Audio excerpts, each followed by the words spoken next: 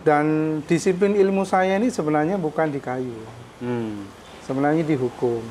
Sekarang saya terjun di kayu itu bukan asing, tapi itu bagian dari kesenangan. Saya berangkat dari kesenangan. Kok rupanya makin lama ini saya seneng, apalagi pada saat orang menghargai hasil karya kita. Jangan lupa subscribe, like, dan share agar supaya inspirasi Anda itu bisa bermanfaat ke banyak orang. Terima kasih.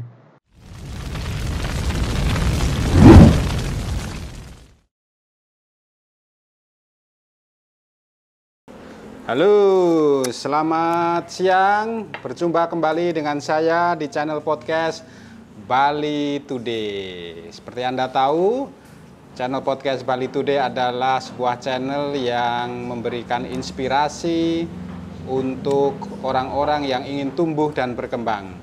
Atau apabila Anda memiliki sebuah perusahaan, bisnis maupun jasa atau produk, Anda bisa mempromosikan produk-produk Anda di channel kami. Kami akan memberikan sebuah layanan promosi, layanan interview, maupun explore bisnis Anda. Kami juga bisa visit bisnis Anda agar tahu secara detail.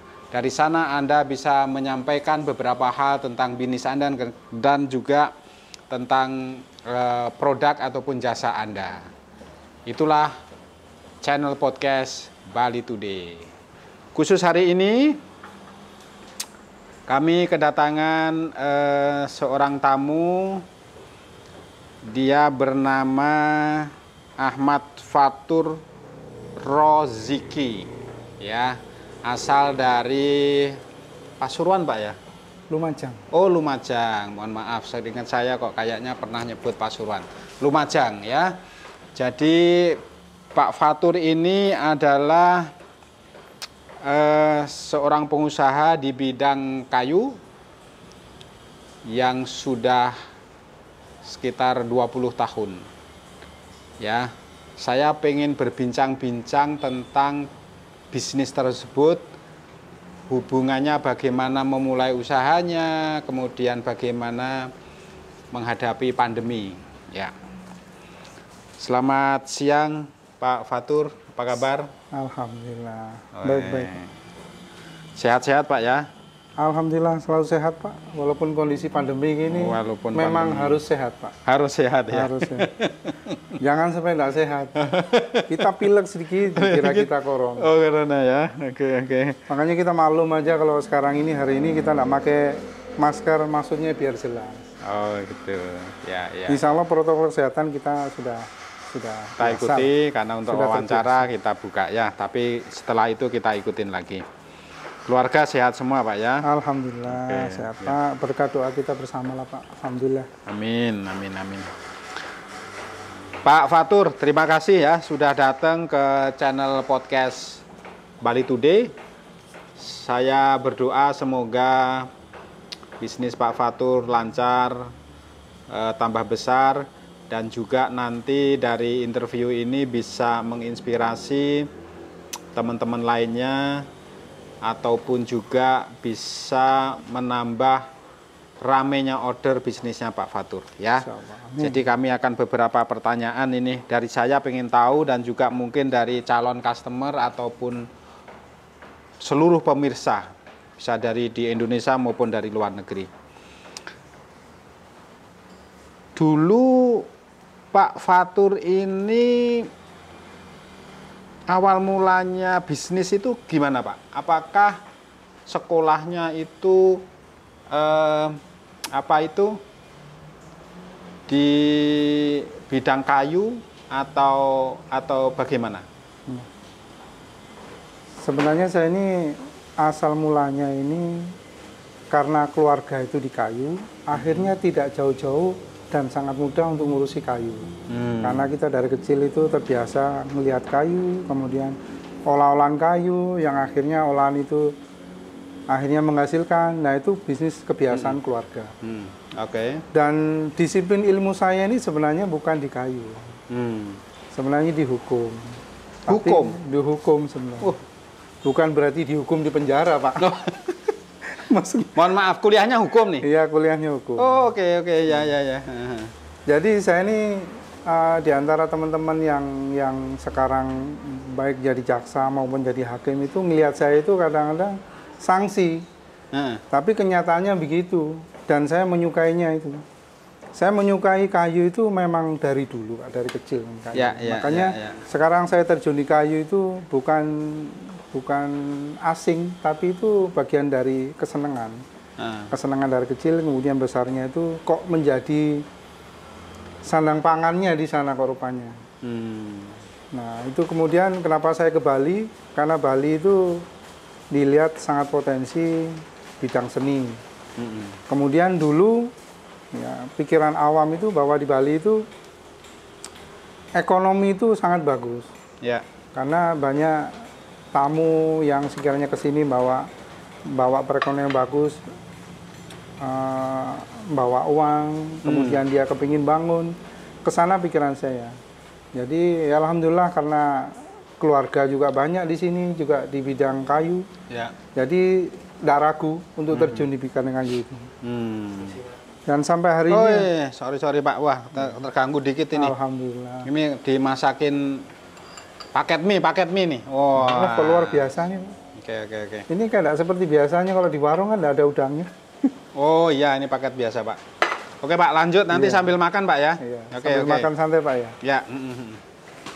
Itu Pak. Jadi akhirnya saya mendirikan pertukangan itu dengan polanya seperti itu. Dan berangkat dari ya kepingin ekonomi lebih dan dari kesenangan. Dan apa-apanya itu tidak berangkat dari belajar di sini. Sebelumnya itu memang bisa mengenai kayu. Lah kemudian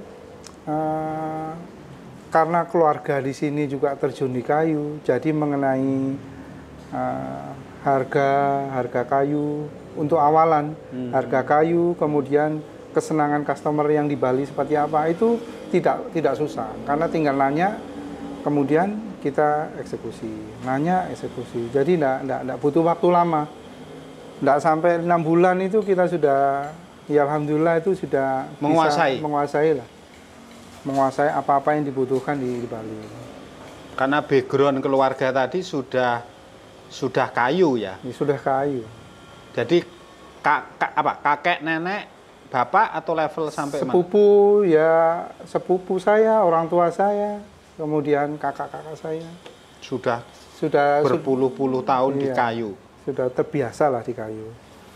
Jadi karena melihat Bali ini banyak internasional bule melihat, kemudian dari Lumajang pikir untuk membuka di Bali, tapi basic pengetahuan pengalamannya itu udah punya luar biasa gitu ya. Iya. Okay. Berangkat dari kesenangan Pak. Jadi di kayu itu berangkat dari senang. Kemudian saya juga itu tidak mesal Pak. Kalaupun dulu saya disiplin ilmunya tidak itu, saya juga tidak menyesal. Itu karena bagian dari pencarian ilmu, bahwa kita dituntut untuk mencari ilmu, dan ilmu itu lambat laun akan mengikuti. Bisa dipakai kita untuk legalitas, kita cara ngobrol, kemudian berteman sama siapa dengan cara-cara begitu. Disiplin ilmu kita kadang-kadang juga pakai dengan sendirinya. Cuma kalau untuk hobi, kesenangan itu rupanya kok ini jadi tumpangan hidup secara ekonomi itu di situ. Jadi sampai sekarang kalaupun terjadi masalah sesuatu, bahwasanya bisnis begini nih, misalnya dengan kondisi gini kurang menjanjikan, tapi rasanya bagi saya tidak Pak, karena berangkat dari senang. Ya coba-coba. Jiwanya di sana Pak. Jiwa di sana betul, jiwa di sana Pak. Oke. Mungkin kalau teman-teman yang lain sedikit goyah, mungkin pikirannya ke yang lain, pikirannya ke lain gitu. Ibaratnya melihat rumput tetangga, bisnis tetangga itu indah, padahal belum tentu juga ya. Tapi kalau hobi jadi dipertahankan lah gitu ya. Ya karena berangkat senang Pak. Jadi susahnya ya mungkin kendalanya ya di saat konsumen yang kita harapkan kita bisa kerjasama dengan dia untung, kita untung, kok rupanya yang sana itu minta cari untungnya nganggap kita nggak boleh untung. Artinya dia tidak membayar misalnya, atau dia ingkar misalnya. Nah itu kadang-kadang yang membuat teman-teman sebisnis kayak saya ini agak kendor. Ya termasuk saya kadang-kadang begitu. Kendala dikit aja, iya. Terus nyerah lah gitu ya? Iya, kadang-kadang begitu. Tapi saya pikir-pikir gini Pak, kalau untuk masalah bisnis apa aja, kalaupun kendalanya itu kita tidak mau menerima itu, ya bisnis itu tidak akan berjalan dengan lama. Biasanya bisnis itu hanya sekedar berjalan ketika untung aja, tapi ketika ada kendala kita tidak mau mempertahankan itu. Itu hampir semua sama. Kalau di bisnis saya ini banyak sekali Pak, karena cara jualnya itu kan tidak seperti Pak Rudi, misal Pak Rudi Garment. Pak Rudi Garment, Pak Rudi punya toko, kan hasil jadi yang dijual. Transaksinya begitu. Kalau saya kan enggak. Ketika ada pesanan kita buat. Itu pun barang berupa barang mentah. Kemudian kita olah sedemikian rupa. Jadi fasenya itu enggak langsung. Fasenya itu panjang. Dari kayu, kita pesanan kayu, kita bentuk balok, kita bentuk papan, kita sesuaikan dengan fungsinya. Custom ngikuti permintaan customer. Iya. Jadi sangat panjang ininya, rentannya. Makanya yang panjang itu rentan. Misalnya ukuran, kemudian jenis bahan. Dan yang begitu itu kadang jadi masalah. Makanya kalau bisnis kayak saya ini kadang-kadang harus dibarengi dengan senang, Pak.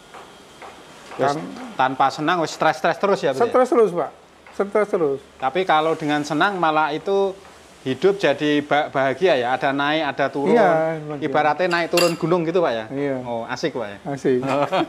Kalau apalagi kalau kita capek, Pak, kemudian hasil karya kita dihargai, Pak.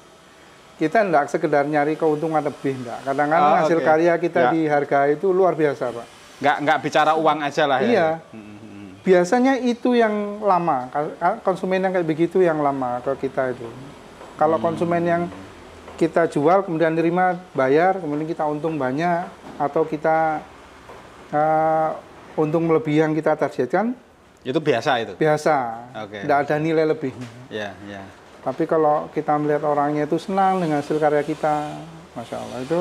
Justru itu reward yang kadang-kadang. Betul. Maksudnya uang itu bukan segala-galanya gitu ya. Betul, Pak. Kalau lebih ke penghargaan. Ya.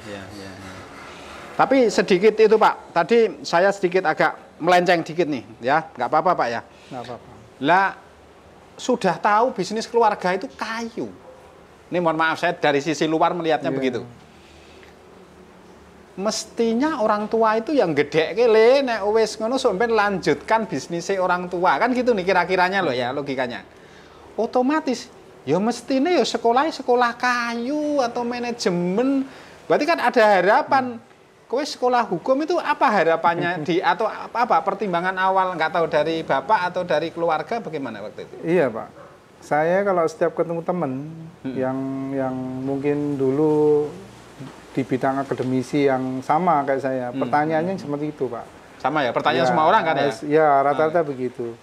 Cuma itu lagi, Pak. Saya berangkat dari kesenangan.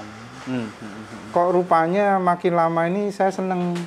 Apalagi pada saat orang menghargai hasil karya kita. Dibilang, Pak, bagus, Pak. Saya senengnya kayak begitu.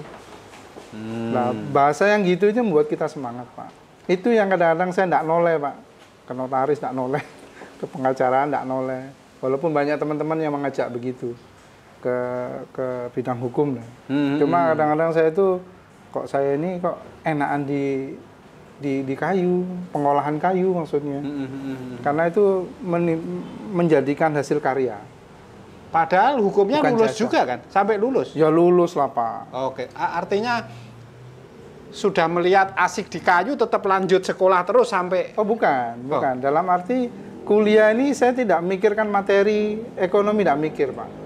Tapi saya disiplin ilmu kuliah begitu. Cuma setelah itu kok rasanya itu setelah lulus kok justru saya itu tidak mematangkan hasil akademi saya. Saya malah berpikir kok kelihatan kayu ini lebih seneng. Akhirnya paham. Jadi begitu. Makanya sampai hari ini pun ketika terjadi apa-apa, di saat teman-teman saya di kayu kayaknya bosen, kayaknya nggak tertarik lagi di kayu, pengolahan kayu. Sampai teman-teman ada yang pulang kampung. Justru saya tidak. Karena saya melihat apa? Karena ini kan baru 4 bulan, 5 bulan. 7 bulan lah katakanlah. Ya. Nah, katakanlah itu kalaupun sepi itu biasa. Biasa karena apa? Kalau teman-teman yang lain itu sudah begitu. Goyah, udah mutusin, iya. udah nggak ada masa depan gitu ya? Iya, nggak usah dipikir karena semuanya begitu. Kecuali kita sendiri yang terasa sepi atau kita sendiri yang terasa tidak ada orderan. Itu harus berpikir orang lain bisa, kenapa kita tidak bisa? Berarti ada yang salah. Berarti problemnya di pribadi. Iya, tapi kalau ini kan masalah pandemi kan umum. Umum ya. Kenapa orang tidak pesan itu? Karena mungkin masing-masing ekonomi tidak sesuai dengan harapan. Orang lain sudah mulai goyah, sudah keluar dari bisnis, sampean tetap jalan terus walaupun ini karena saking cintanya ke kayu berarti Pak? Iya Pak. Tapi mohon maaf, tadi belum dijawab pertanyaan saya. Waktu dulu mau masuk kuliah itu kan orang berpikir maunya jadi di bidang hukum gitu awalnya. Tidak Pak. Kan setelah asik itu kan iya, tapi kenapa kok daftar itu? Pertama kalinya daftar itu